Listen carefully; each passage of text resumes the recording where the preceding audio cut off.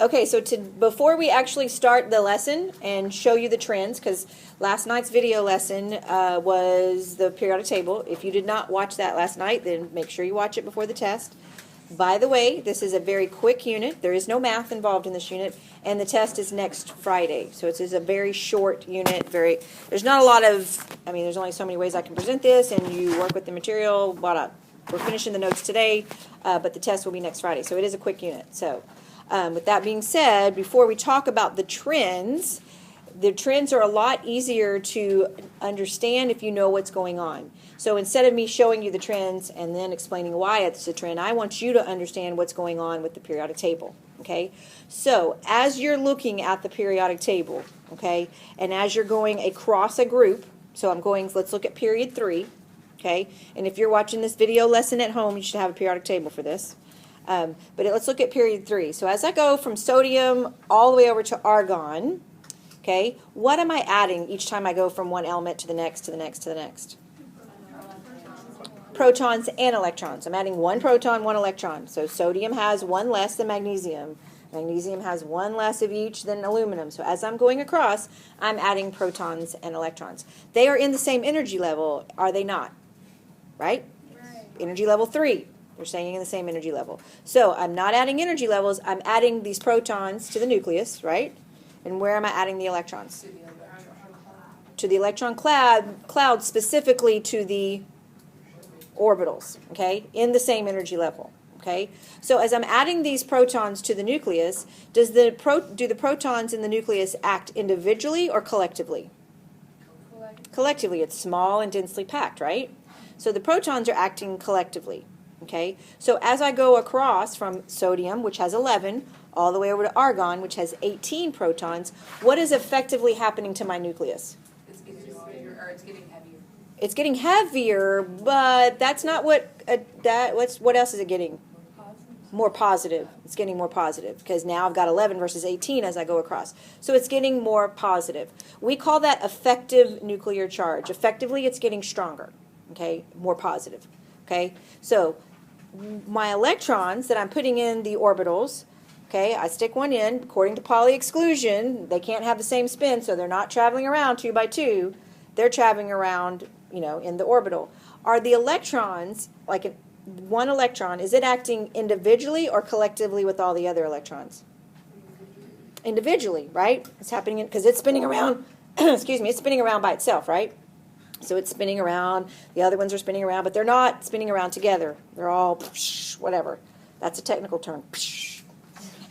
Okay, so I want you to keep that in mind when we start talking about the trends, okay? So as I'm going across that group, my nucleus is getting smaller.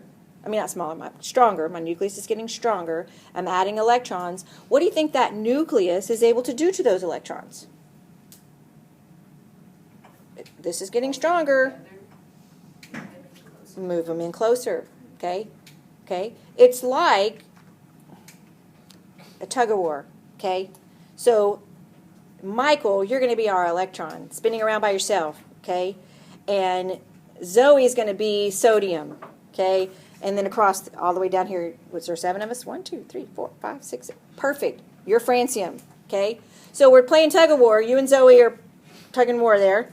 And then along comes Sophia, and she gets added to the mix. Can they pull you closer to them? Yes. What about now we're going to add Elena? And then we're going to add William, and now all of a sudden we're down here to Jake, and we've got that many more protons pulling on you, individual electron. Can they pull you closer? Yes. Yes, they can. Okay. That means as I go across a group, the size of the atom actually gets smaller. And that's counterintuitive because you think I'm adding protons and electrons. It should be getting bigger, right? But it's not. It actually gets smaller as you go across the group, and that's why. Because the nucleus is getting effectively stronger, pulling in those individual electrons. They're still balanced out. We still have the same number of positive and negatives. It's just that the negatives are spread out and the positives are condensed. Okay? So that's why as you go across a group, it actually gets smaller. Okay? What about as you go across a period? I said that backwards. Across a period. Okay? Remember, periods are side to side if you watched the notes last night. Groups, up and down. Okay? Let's look at group 1, which are called the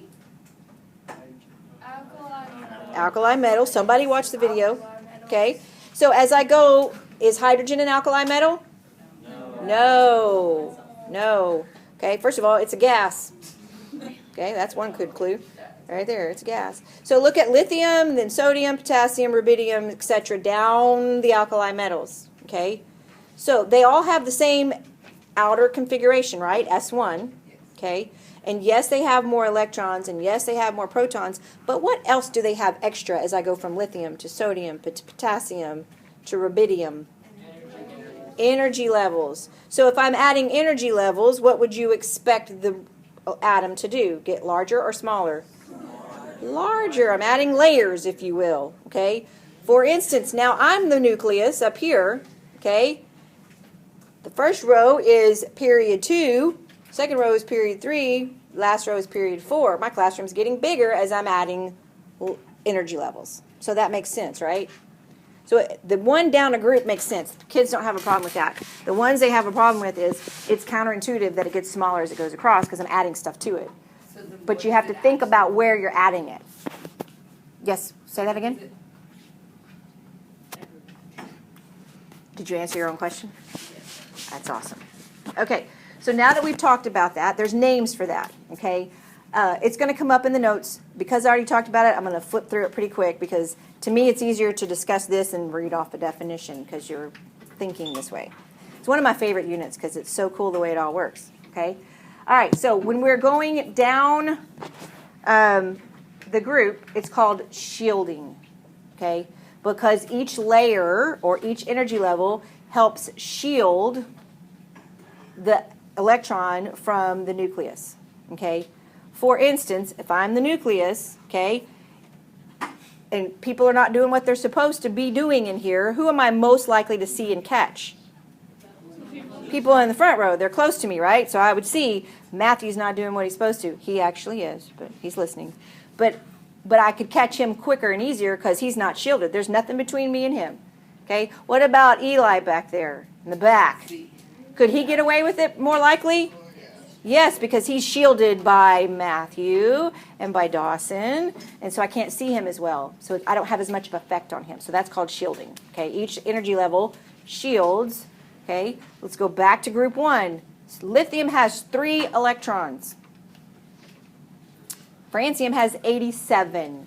Okay, so it's the 87th electron in francium that's the valence, and it's the 3rd electron in lithium.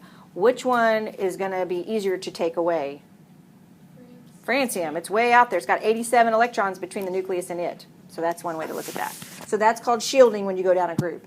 As you go across the period, we already said it's called effective nuclear charge. Okay? So effectively your nucleus is getting stronger, which is those individual effects on those electrons.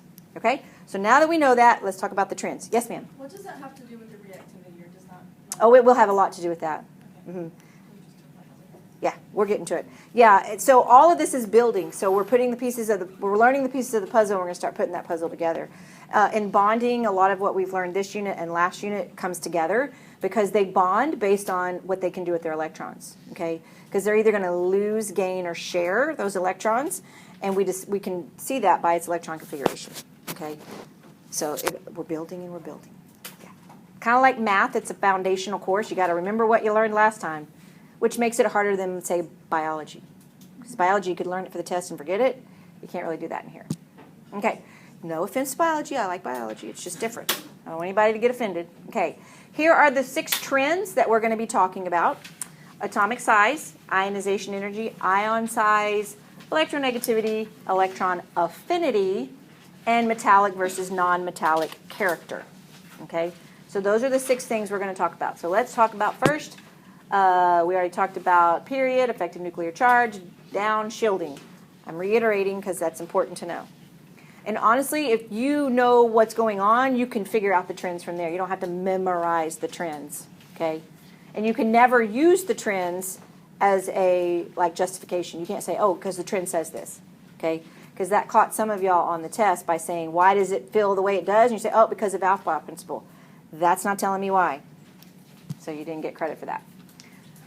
Okay, here we go. Atomic size. First one, and that is the radius. It is half the distance because they're too small to do it, the whole thing. Half the distance between the nuclei of two identical atoms joined together. That's how they figure out the radius. Okay, and here is what it looks like. So as you can see visually, we said as you go across a period, it gets smaller. So that sodium, that's lithium over to neon in second period, so it gets a lot smaller. And then you got sodium over to argon, and you can see that it gets bigger as you go down a group and smaller as you go across a period. So the smallest one. Why? The smallest is helium, and the largest is francium. Why is it helium not? Because helium has two protons in its nucleus, and hydrogen only has one. So helium has a stronger nucleus, so it pulls the two electrons closer. Yeah, same reason. It's just there's only two of them. Yeah. So helium is your smallest, and francium is your largest. Okay. So another way to do this, if you're like on a worksheet or a test, and you're like, I give you two atoms and say which one is larger. If it's closest to francium, the closer it is to francium, the more likely it is it's going to be larger. And if it's closer to helium, the more likely it's going to be smaller. That's one way to do that. Okay. The next trend is ionization energy. And ionization energy is the measure of the ease at which we can take away an electron, can remove it. Okay. If it has a high ionization energy, it means it's hard to take it away. Okay. Because it's the energy required to remove it. Okay? So same reasons that atomic size gets smaller as you go across are the same reasons that ionization energy increases as you go across. Okay? So we're going to go back to Michael. You want to be my electron again? Sure. Okay. Michael's my electron again. And Zoe is sodium. And you're no longer francium. You get to be argon now. Were you argon a while ago? Yeah, you're argon. Okay? So if you're the only two in the thing, and Michael tries to get away from Zoe, can he get away very easily? Yes. Yes. But if, again, all of these guys, including argon, are pulling on him, the electron, is it very easy for him to get away then? No, it would require a lot more energy on Michael's part to pull away from all the extra protons. Does that make sense? So ionization energy increases, meaning it's harder to remove an electron as you go across a group. Okay? Now let's go down a period. I'm going to be the nucleus now. Is it easier for Eli to get away from me than Matthew? Yes. Yes, he's further away from me. I can't reach him. Okay? So its ionization energy decreases as you go down a group. So it's the exact opposite of atomic size, but the reasoning is the same. The closer something is to the nucleus, the smaller it is and the harder it is to take it away. Yes? It's down a group, right? Down a group, across a period. Earlier you said down a period, I got confused. Oh, sorry. Down a group, across a period. Okay? Down a group, across a period. Okay? So, but basically this, look at the atom and decide how close is its valence electron to the nucleus. Okay? If it's closer, it's harder to take it away, and it's smaller. If it's far away, easier to take it away, and the atom is larger. So you can just, if you look at that and compare two atoms to each other that way, then you don't even have to memorize the trends. Okay? It just makes sense. All right. Here are the first, I need to go back to that. I'm sorry. So the first ionization energy is defined as the energy required to remove one electron, okay, from the atom. Second ionization is the amount to remove a second electron. What do you think third ionization energy is? Third. So theoretically, you could have a lot of ionization energies, okay? At some point, it becomes kind of impossible. There's not enough energy to remove some of these electrons. Like you'd be hard-pressed to take 7 away from sodium, okay? You can also look at the series of ionization energies and determine how many valence electrons there are, okay? For instance, magnesium has, let's look at magnesium. I'll just do it here. Magnesium is 1s2, 2s2, 2p6, 3s2. So its first ionization energy, first IE, second IE, third IE. So I'm making these numbers up, but let's say this one's about 1,000, This one would be about 1,700, and then this one would probably jump up to about 12,000. Okay, so huge jump between the second ionization energy and the third. Why would you expect that? It's exponential. It's not necessarily exponential, no. Where are the first two electrons coming from? They're coming from the valence shell, right? Once I start trying to take a third one away, where do I have to take it from? First of all, a lower energy level in 2. And what is energy level 2 done right now? How many are in energy level 2 right now? An octet. Yeah, so you're dipping into your core electrons, which requires a lot more energy. So if you're looking at a series of ionization energies, usually you find the big jump, and that's how many valence electrons you can determine that they have just by looking at that. Yeah. Isn't chemistry great? Even if you don't think it is, say it is. Thank you. Okay. So basically, I get too excited and I don't read the notes. I just like explaining this. So I've just said all that. Yeah, but I'll let you write it down because I just think this unit is cool. Huh? PowerPoint on your Canvas? I'm recording it right now, so it will be. Yes. Okay, sorry. That was Neelish Gupta asking if the PowerPoint was on campus. Now you should listen to it so you can hear yourself on the thing. Okay. All right. Again, helium, just because it's the same reasoning as size, helium has the highest ionization energy, meaning it's the hardest to take away an electron from it, and francium has the the lowest, meaning it's super easy to take away from them. It wants to get rid of it. Okay. The reason that helium is the highest ionization energy is it has 2 valence electrons, right? That completes that shell, 1s2. It's complete. That's pulled in very close, about the closest you can get to the nucleus for the electron is in helium. Okay. All right. That brings us to ion size. And while there is a trend across the periodic table, I don't care about the trend so much as I care about, can you tell me the difference in size between the parent and the ion? Okay. Between the parent atom and the ion. Okay. We said last unit that cations are Positive. Negative. Thank you. They're positive. Yes, thank you. You gotta say it right. Otherwise, it's no fun. Okay? So cations are positive, meaning what did they do with an electron? Kicked it out. Okay? So now, in terms of where the electrons are in relationship to the nucleus, for instance, sodium has 11 electrons and 11 protons. It kicks one out. Now it has 11 protons and 10 electrons. Would you expect the cation to be smaller or larger than the parent? Smaller. Because now I even have more protons than electrons, so I really have a stronger effective nuclear charge, so it pulls the remaining electrons in a little bit tighter. Okay. Sulfur is a -2 ion. It's going to be bigger. Why? Because now we have more electrons than we do protons, so that effective nuclear charge is smaller for sulfur ions. So anions are larger. So there's the trend, but that's what I care about is cations are smaller than their parent and anions are larger than their parent. Okay? So that's really what we care about. We don't care about the trend across. So what do you expect the trend to be across? Getting larger across or smaller across?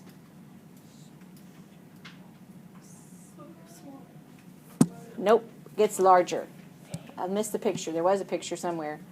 It gets larger across because you're going from cations to the tendency to be anions. Oh. Yeah. So sodium likes to give its electron away, so it's a cation, whereas in the same group, chlorine and sulfur, they take in electrons. So they'll anion, so they get bigger. Okay? Electronegativity is actually one of our most important trends because we need it next unit for bonding because their differences in electronegativity determines what kind of bond they make. Oops, I didn't mean to hit that yet. So it's the tendency of an atom to attract to itself an electron when it's bonded. Okay? You can think of it as a tug-of-war between 2 atoms. The strongest one will win the electron. And the strongest one has the higher electronegativity. Okay? So, fluorine is top dog. Fluorine is the most electronegative. I just put the picture of the dogs up there because they were cute. I could have done people doing tug of war, but they're not as cute as the dogs. So, and then we got a big dog and a little dog, so it worked. Yes, sir. What makes fluorine most electronegative? Fluorine, not chlorine. Fluorine. What makes you so what makes that the most Fluorine. Well, let's talk about why fluorine with an F is the most electronegative. Okay. First of all, we don't really have much electronegativity in the noble gases. Why do you think that is? Because they have an octet. They're happy little campers. They have an octet. Okay. Fluorine has 7 valence electrons. It only wants 1 more, right? Okay. But so do chlorine and bromine and iodine. However, what's different about fluorine than, say, chlorine? It's a lower energy. It's lower energy level, so those electrons are closer to the nucleus. So there's more of a pull. Yeah. So fluorine is your most electronegative. It always wins the fight. Always. It's like Thanos right now, winning the fight. Nobody can beat him right now, so he's fluorine. Okay? Well, this is right now. Next year, whenever the new movie comes out, I may have to use a different reference. But right now, Thanos is fluorine. Okay, he wins. The electron every time. Okay? The smallest electronegativity is francium. Okay? Again, kind of similar to the other trends. The reason we don't have electronegativities for those first 3 is because they don't form compounds of noble gases. If you look at the last 3, they do form compounds rarely, and they do have an electronegativity value, but we don't ever deal with them.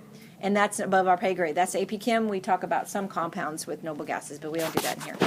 Okay? Wait, so why wouldn't helium have a lower electronegativity? It doesn't even have one. They don't assign it a value. So wouldn't that make it the lowest?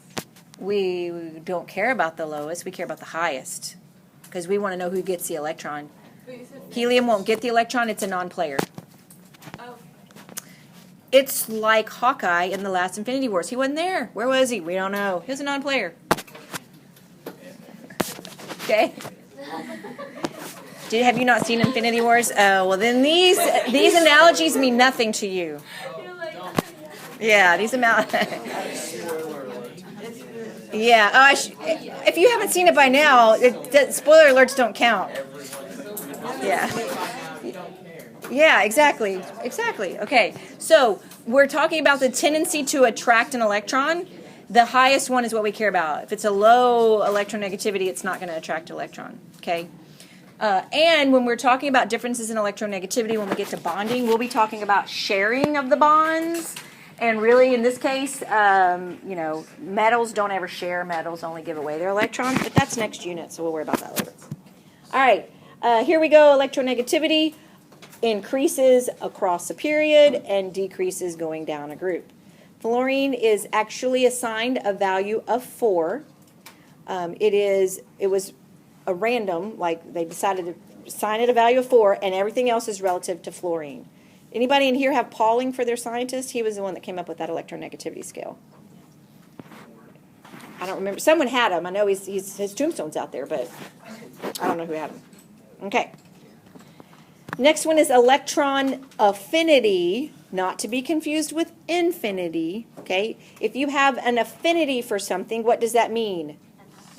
You like it. Okay. I have an affinity for chocolate. That means I really like chocolate. I'm drawn to it. Okay.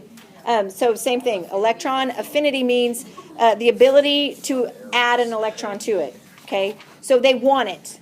Okay. Chlorine wants an electron more so than, say, magnesium. So it has a higher electron affinity. It is the energy associated with adding that electron. And here is its trend. Okay. Again, fluorine's going to have the highest. I can't really see that. That's just, it doesn't give values. Okay. wait, so what's the difference between electronegativity and electronegativity? Electronegativity is the ability to attract an electron in a compound. So I can look at 2 things and look at their electronegativity and see which one is most likely to attract the electron in a compound. So electronegativity is only in compounds? Yes. Okay. Yes.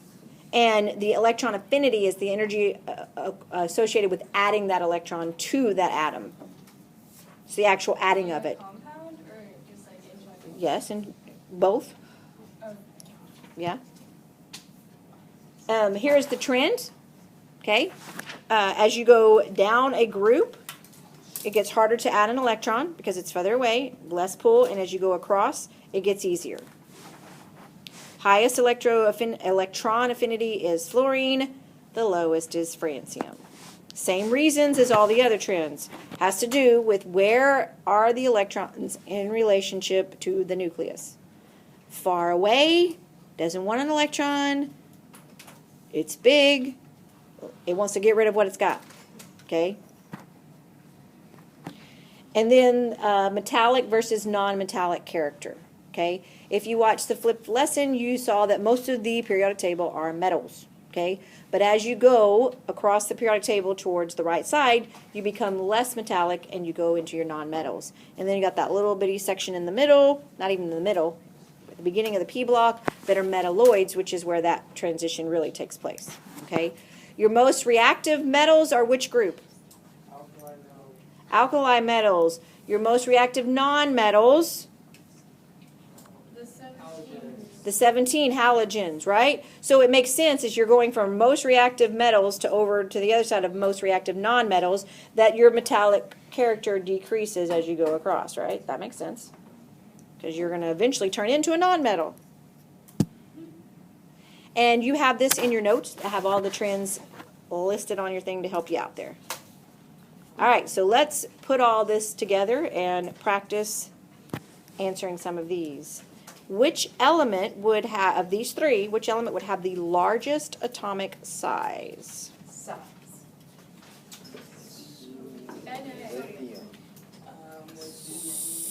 Sodium. Not lithium, because remember, as you go down a group, you're adding energy levels, so the size gets bigger. Okay? How about which would have... Sodium is larger than lithium. But doesn't it have more proteins? So it would Not be proteins.